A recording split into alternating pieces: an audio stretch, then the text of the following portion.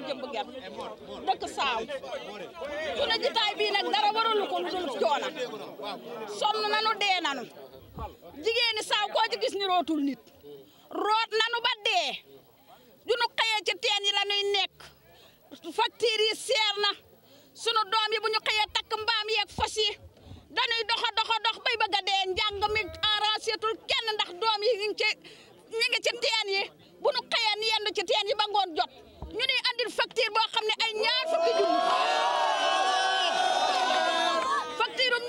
junni facture ñaar fukki junni ak juróom ana baykat buñ ko jox te yow dara ana nooy def nu nuy def xamuñu fu nu jëmati nañ ñu dimbali jox na sunu forage bi soxla na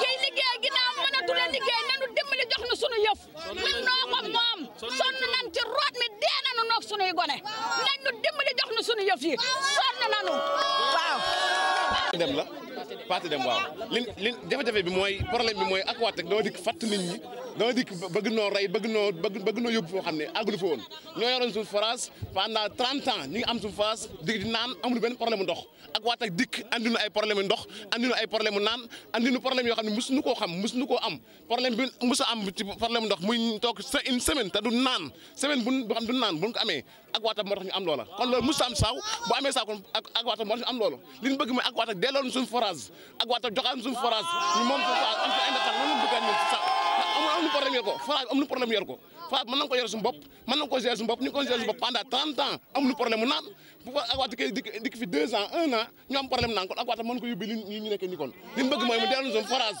ñu moom suñu forage lañu bëgg Aquatech ne dégage suñu dëkk bi loolu abal suñu forage jox suñu forage ñu moom ko naan suñu ndox du am benn problème facture yi bu dikkee day cher facture 100 000 francs ku la fay 6 000 francs ñu jox la facture 100 000 francs loolu xel da ko nangu wut loolu mënut a nekk kon dama bëgg ñu jox suñu forage ñu gérer ko suñu bopp mën na ko suñu bopp mën na ko yor suñu bopp mën na naan suñu bopp suñu ndox te du am benn problème bu ko amee forage suñu forage dinañ suñu ndox nañ bëgg ñu daal suñu forage tee suñu forage gérer ko suñu bopp loolu bëgg ñun kon Aquatech ne dégage suñu dëkk bi bëggatuñ koo gis bëggatuñ koo dégg bëggatuñ mu ñëw fi lam nu waxoon accord yi mu waxoon yëpp defu ci dara dana moom di ko daxa sat doo bi daxasu ko installation bi defu dara xam nga nu muy liggéeyee mooy bu dikkee jël xaalis dëkk bi yóbbu ko dem tëdd di noos di naan di lekk di naan bàyyi dëkk bi ñu souffrir loolu lañ du nangoot suñu dëkk bi bu fekkee saafarawuñ ko am na yeneen pexe yu ñu nas mais nag pexe yooyu ñu nas duñ ko waxagut danoo bëgg lii nga xam ne moom mooy suñu problème di suñu jafe-jafe ñu saafara ko ci immédiatement ndax problème yi ñuy jànkuwante fii ci dëkk bi dafa mën a ñàkk ndax ñun bu dee problème forage bi mën nañ ko gérer suñu bopp mën nañ ko yore suñu bopp te mosuñu am problème wax naa ne léegi ñu leen pendant 30 ans ñu ngi gérer suñu bopp suñu forage te mosuñu am problème mu ndox mosuñu toog benn journée boo xam ne suñu journée lëmb te naanu ndox mosu am kon bu ñu demee ba toog une semaine mun noo am benn ndox kon Aquatech mënu ko yóbbee kon état bi na wax ci loolu balaa leneen a xew ndax yeneen yooyu di xew bu ñëwee moom mooy gën a métti lii ndax lii mooy lu sedd li kon loolu nag li mu bëgg mooy mu fajal suñu soxla si mu faj soxla si mooy lan mu delloon suñu ndox ñu gérer ko suñu bopp yore ko suñu ndax mën na ko yore suñu bopp Aquatech na fi jógee Aquatech na dem bàyyi na suñu ndox ñu gérer ko suñu bopp balaa leneen di xew leneen li xew nag bu ñëwee moom mooy gën a métti mooy gën a pire li nga xam ne moom nga gis tey ji. Je m'appelle Déthié Mar, habitant à Sao. Aujourd'hui, nous avons convoqué la presse pour montrer à l'opinion nationale et internationale les conditions précaires que la population de Sao et les villages environnants vivent. Ces difficultés sont liées à une mauvaise gestion de notre forage due par Aquatech qui n'a pas respecté les engagements qu'il avait signés avec la population. Depuis que la gestion de notre forage est confiée à Aquatech, nous rencontrons d'énormes problèmes. Le premier problème qui se pose, c'est que l'échelle de notre forage s'est détériorée depuis 9 ans. Il est très difficile d'accéder en haut pour nettoyer le château d'eau. Et nous buvons une eau impropre à la consommation, ce qui peut être à l'origine des maladies graves. Ensuite, depuis qu'Aquatech est là, nous avons subi des pénuries d'eau répétitives. Ensuite, il s'y ajoute que des mauvais branchements. Il y a des tuyaux qui se cassent par-ci et par-là. C'est la raison pour laquelle nous avons convoqué la presse pour dénoncer cette injustice. Il y a aussi des factures exorbitantes. On ne peut pas comprendre dans une famille où il y a 3 personnes, on nous donne des factures de 25 000 ou bien de 30 000 francs. Il y a même des maisons non habitées. On nous donne des factures. Ce qui montre un tâtonnement. Ils sont à Thiès, ils font du tâtonnement. Ils nous apportent des factures et ces factures-là, c'est trop cher. Ce que nous voulons, c'est qu'Aquatech dégage. Qu'ils partent et nous laissent gérer notre forage. Il y a des coupures intempestives et c'est d'électricité. Et c'est la Sénélec. À notre grande surprise, on ne peut pas comprendre. La population, à chaque fois qu'Aquatech vient ici apporter ses factures, la population paye régulièrement. La population paye régulièrement ses factures. Et à notre grande surprise, la Sénélec est venue et on s'est réveillé un matin, on a dit on a coupé le courant.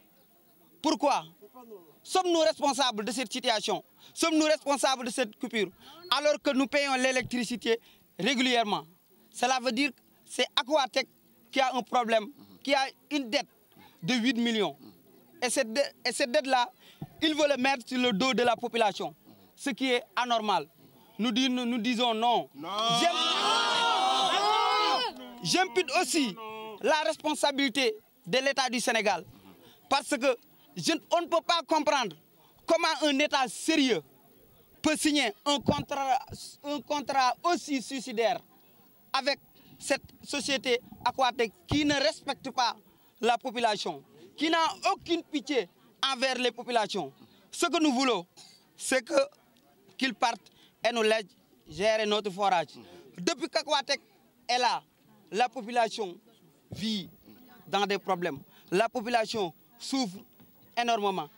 Avant, on n'a jamais resté une journée sans eau. Avant, quand on gérait notre forage, la population de Sao n'a jamais resté une journée entière sans eau. Mais depuis qu'ils sont installés à Sao, bonjour les problèmes, bienvenue les dégâts. Maintenant, ce que nous voulons, c'est qu'Aquatech parte et nous laisse gérer notre forage. Alors, nous prenons en témoin la presse aujourd'hui, que si nos revendications ne sont pas satisfaites, si nos problèmes ne sont pas réglés, nous allons passer à la vitesse supérieure. Nous allons continuer la lutte sous d'autres formes. Nous allons investir la rue et nous ferons face. On ne peut pas comprendre comment l'État du Sénégal peut être complice avec Aquatech. Ce Aquatech qui fait souffrir la population des Niayes. Partout où Aquatech est installé, ça brûle. Ça brûle dans tous les sens. Il y a beaucoup de mouvements Aquatech dégage. Cela veut dire que le contrat suicidaire que le président Macky Sall et l'État du Sénégal ont signé, c'est un contrat vraiment qui a mis à genoux la population rurale. Ce que nous voulons, c'est qu'Aquatech dégage, qu'il prenne la poudre d'escampette avant que la population ne lui oblige de prendre la fuite.